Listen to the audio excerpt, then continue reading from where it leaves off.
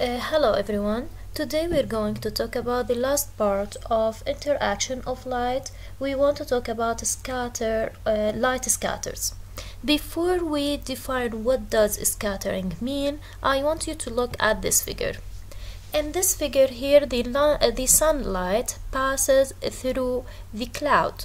So because this sunlight passed through the sunlight, you can see the light beam. It goes in all direction. Okay, but if you have light and that light travel in a clean air, actually you will not be able to see the light beam. So what does scattering mean, or when scattering happen? Actually, it occurs when light is sent in many directions as it passes through a medium.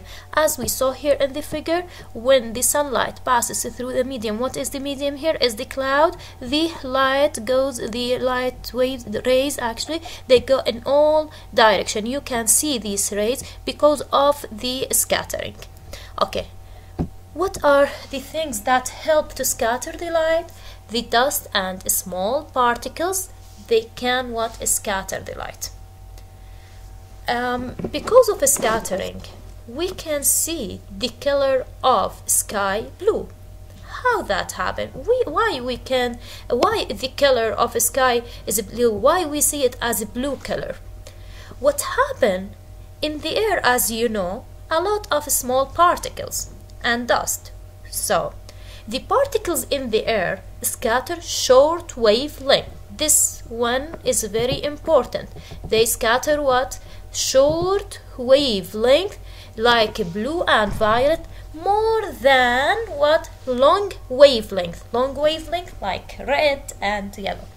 So as the sunlight passes through the air, blue light is scattered first. Okay, so the blue light, it will appear to come from all direction. It will scatter in all direction.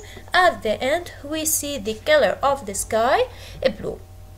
So here you have to put in your mind the particles in the air, they scatter short wavelength, more long wavelength. Because blue light is a short wavelength. Okay, so here it will be scattered more. At the end, it will go in all direction. You can see at the end the color of sky blue.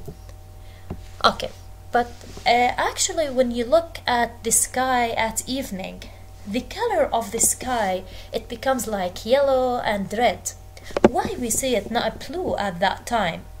At that time, the sun becomes near to what? To horizon in the sky. Okay, so when the sunlight passes through more of the atmosphere, because it's near to the horizon in the sky, so the sunlight passes what? Through more of the atmosphere. So as the light passes through more and more air, almost all light of short wavelength will be what? Will be scattered. But only the longest wavelength are left. The sun and the sky appears what? At the end, you will see it like yellow, orange and red, because they were left, because they are the longest wavelength. Okay, to make sure that you understand the lesson, I want you to go to your book, page 101. Look at this figure.